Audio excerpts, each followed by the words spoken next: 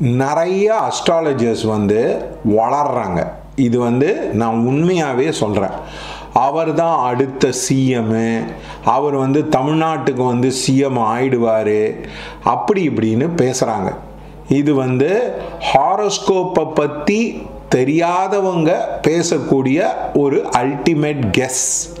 காரணம் என்னென்னா, ராகுவோட பல பிளானட்டு சேரும்போது கேரியரில் ட்விஸ்ட் அண்ட் டர்ன் ஆகும்.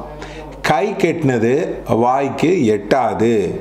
அதனால் அவர் வந்து சிஎம் ஆறது, தமிழ்நாட்டோட சிஎம் ஆறதுன்றது வந்து வெரி வெரி லெஸ் சான்ஸ்.